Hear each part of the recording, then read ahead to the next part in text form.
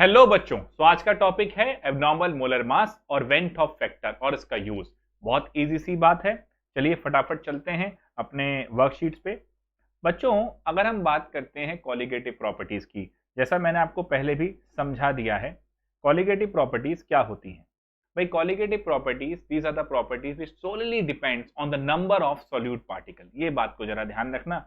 तो colligative property एक बार दोबारा लिख लो, कोई मुसीबत नहीं है। Colligative properties are solely depends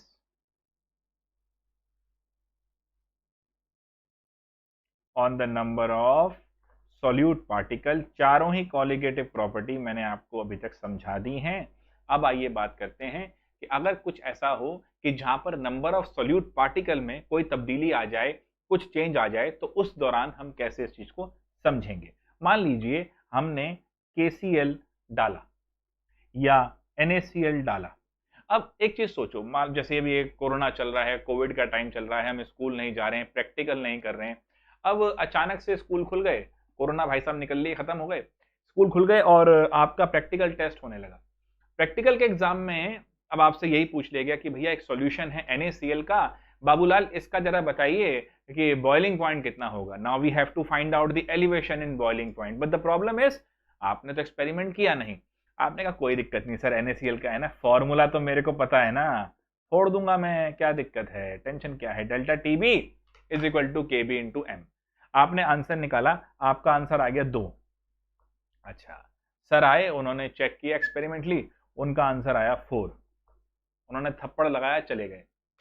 आपने कहा यार हो सकता है अपने से कोई कैलकुलेशन मिस्टेक हो ही जाती है, हम इतनी प्रैक्टिस तो करते नहीं, तो कैलकुलेशन मिस्टेक तो हो ही जाएगी, हम तो वीडियो देखते हैं बस, नमस्ते भैया, फिल्म की तरह वॉच करते हैं, हम लिख के तो देखते ही नहीं। तो हो सकती है एक्सपेरिमेंट में हमने जो कैलकुलेशन में गलती कर दी हो। चलो जी, हमने फिर से करा, फिर हमारा आंसर 2 आया। सर फिर आए, सर ने फिर चेक करा एक्सपेरिमेंट, उनका फिर 4 आया, उन्होंने फिर थप्पड़ लगाया और फिर चले गए। हम परेशान हो गए, क्या करें, ऐसा क्यों हो रहा है। दरअसल बच्चों, आप डाल रहे हैं NaCl, पानी में जाके ये ब्रेक कर जाएगा Na+ और Cl- में। क्लियर है, Na+ और Cl- में। यहां पर अब सोचने वाली बात यह है कि आप इसको मान के चल रहे हैं 1 अपनी कैलकुलेशन में, और ये पानी में जाके बन गया 2 अपनी कैलकुलेशन में। अब देखो, कॉलिगेटिव प्रॉपर्टी है, एलिवेशन इन बॉइलिंग पॉइंट आपने निकाला 1 के हिसाब से, सॉल्यूशन में आ रहा है 2 के हिसाब से। सो द इशू इज, अगर आपने निकाला 1 के हिसाब से, सॉल्यूशन में आ रहा है 2 के हिसाब से, तो कॉलिगेटिव प्रॉपर्टी की एक्सपेरिमेंटल वैल्यू तो डबल आ जाएगी आपके सामने। ये तो एबनॉर्मेलिटी हो गई सर। हाँ, इसी एबनॉर्मेलिटी की बात यहाँ पर करनी है।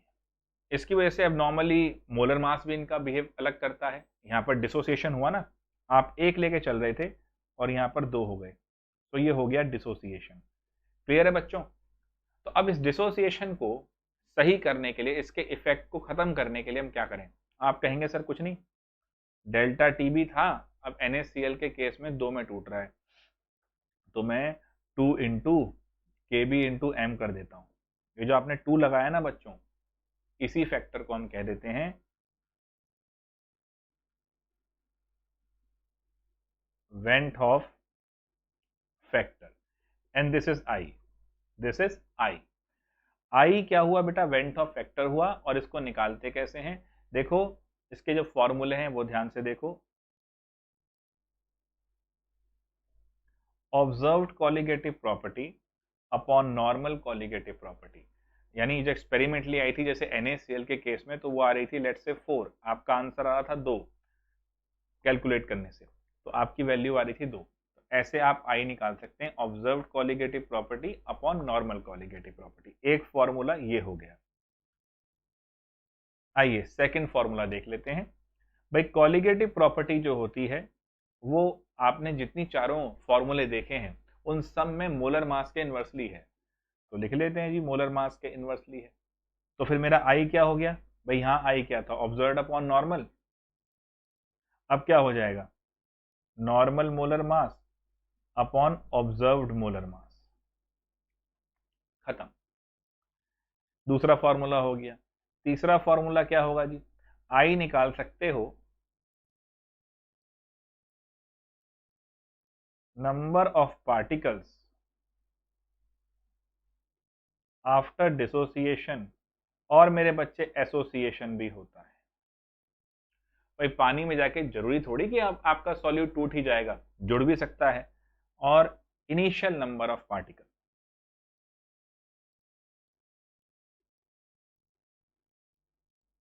फॉर एग्जाम्पल NaCl था, पानी में जाके 2 में चला गया, अपॉन 1, ये भी आई होता है।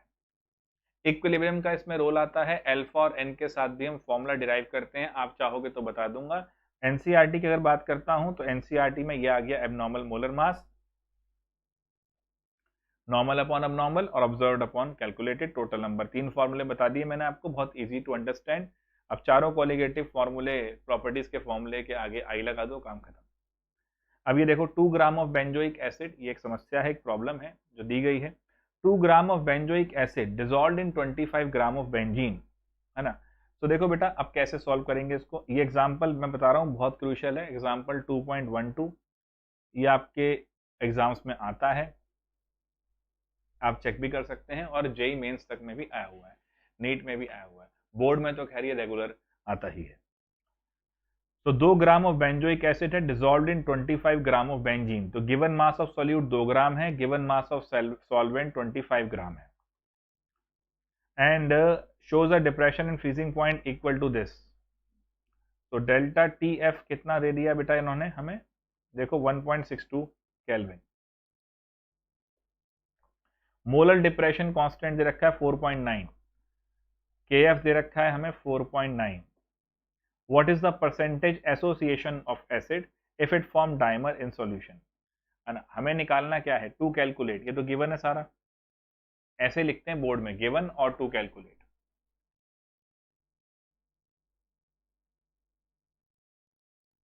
We have to find out the percentage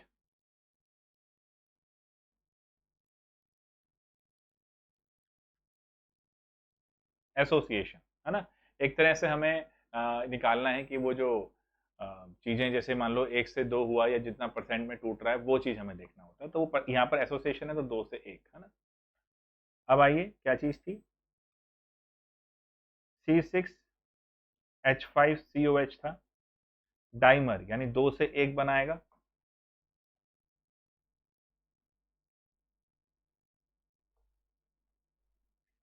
देखो टाइम इज इक्वल टू 0 पे, अगर हम ध्यान से देखें तो अगर ये 1 था तो ये 0 था, और time is equal to T, जब ये इक्विलिब्रियम अटेन कर गया एक तरह से, तो 1 माइनस एक्स, तो ये हो जाएगा x/2। आई क्या होता है, number of moles at equilibrium, 1 minus x plus x/2। ठीक है दोस्तों, कोई दिक्कत तो नहीं है। तो ये मेरा क्या आ गया जी, 1 माइनस x/2, आई मेरा आ गया 1 माइनस x/2। एक्स क्या है, परसेंटेज, अगर हम देखें ध्यान से तो 1 में से इतना पार्ट हमारा एसोसिएट हुआ, तो यही हमारा परसेंटेज एसोसिएशन में आ जाएगा। अब 2 तरीके हैं, पहला तरीका आई निकालने का क्या हो सकता है, देखो जरा ध्यान से, ए दिया है, बी दिया है, डेल्टा टी एफ दिया है और के एफ दिया है। तो मुझे ये मालूम है कि delta T F is equal to i K F M हो जाएगा, सब कुछ है, के एफ भी है, मोलैलिटी भी आ जाएगी, डेल टी एफ भी है, तो आई निकल जाएगा। उस आई को मैं यहाँ लगाऊंगा, बड़ी इजीली 1 माइनस x2 से x मुझे मिल जाएगा, वो परसेंटेज एसोसिएशन है। बट एनसीईआरटी ने थोड़ा सा अलग तरीके से कर रखा है, तो बोर्ड में उस तरह से करना। उन्होंने आई निकालने के लिए normal molar mass upon observed molar mass लगाया है। तो उन्होंने फॉर्मूले को ऐसे ना लगा के, आई ना लगा के, नॉर्मल तरीके से जो मोलर मास आएगा वो निकाला है, यानी delta T F is equal to K F A upon molar mass in 2000 upon B, तो ये निकाला है। ये ऑब्जर्व्ड मोलर मास होगा बिकॉज ये ड्यूरिंग दी प्रोसेस हो रहा है। और नॉर्मल मोलर मास क्या होता है बेटा, C6H5COH का 12×72, 577, 178, 12 ये तुम्हारा 90 और 32 122। तो आप नॉर्मल ऐसे निकाल लो, ऑब्जर्व्ड यहाँ से निकाल लो, उससे आई निकाल के यहाँ रख दो, फिर एक्स आ जाएगा। एक्स निकालना हमारा इस क्वेश्चन में परम धर्म था। तो this is what went Hoff factor is. बहुत इजी तरीके से मैंने शॉर्ट में समझाया है, बिकॉज मैं डिटेल तो जा रहा हूँ, but I think not many people are willing to accept this sort of thing. तो फाइन, इट्स ओके, मैं नॉर्मल जो आप चाह रहे हो सीबीएसई के लिए मैं वो दे दूंगा बेटा, ऐसी कोई इशू नहीं है। ठीक है भाई, जैसा पब्लिक चाहेगी वो दे देंगे, है ना। तो this is what colligative properties के हिसाब से हमने चले, और फाइनली हमने ये बना दिया वेंट ऑफ फैक्टर आ गया। Colligative property in A short में बताऊं तो कॉलिगेटिव प्रॉपर्टी के चारों फॉर्मूले के अंदर हम लगा देंगे। ये आपके लिए जो बताया था, ये कुछ बेसिक आपके आयंस हैं जो डिसोसिएट एसोसिएट करते हैं। ये एक छोटी सी आपकी टेबल मैंने बनाई थी। आई वॉज लुकिंग फॉरवर्ड कि थोड़ा सा मैं और डिटेल जाऊँ, बट आप में से किसी ने कमेंट में कहा ही नहीं कि डिटेल जाओ, तो it's really very okay, normal, चलो कोई बात नहीं है। पेपर भी आसान आ रहे हैं, बिना पढ़े नंबर मिल रहे हैं, क्या दिक्कत है, इजी चल रहा है लाइफ बिल्कुल ही, बिना पेपर के नंबर आ रहे हैं। तो बच्चों, somewhat our education system is not willing कि हम मेहनत वाली चीजें करें। ठीक है, इट्स ओके। तो आप भी इजीली कर सकते हो। ये फॉर्मूले थे आई के। This is first one, this is observed colligative property upon normal colligative property. This is the second one, and this one is the thing which we have used in this problem. Okay, so NCERT का ये बहुत अच्छा था अपना question, ये वाला question हो गया। आप 2.13 करेंगे, ये आपका होमवर्क है, और अब आप पूरी एक्सरसाइज करेंगे NCERT की। मेरे हिसाब से आप पूरी एक्सरसाइज करने के लिए आप आज़ाद हैं, आप करें, बहुत अच्छी बात है, करनी चाहिए। और कोई डाउट आए तो कमेंट बॉक्स में डाल देना। बिफोर माय नेक्स्ट लेक्चर जो कि आपका वेडनेसडे आएगा, और वेडनेसडे से let's start with organic chemistry, क्योंकि मुझे एक दो बच्चों ने बोला कि सर ऑर्गेनिक करा लो, मैंने ठीक है, तो ऑर्गेनिक केमिस्ट्री से हम स्टार्ट करेंगे, and that is NCERT part 2, तो वो आप निकाल लीजिएगा। एंड आफ्टर कंप्लीशन फिर हम इलेक्ट्रो और काइनेटिक्स में आ जाएंगे। तो ऑर्गेनिक बच्चों की 11th की थोड़ी वीक रहती है, तो वो ले लेंगे। तो चलिए बच्चों, मिलते हैं आपसे नेक्स्ट क्लास में, तब तक के लिए नमस्कार, ऑल द बेस्ट।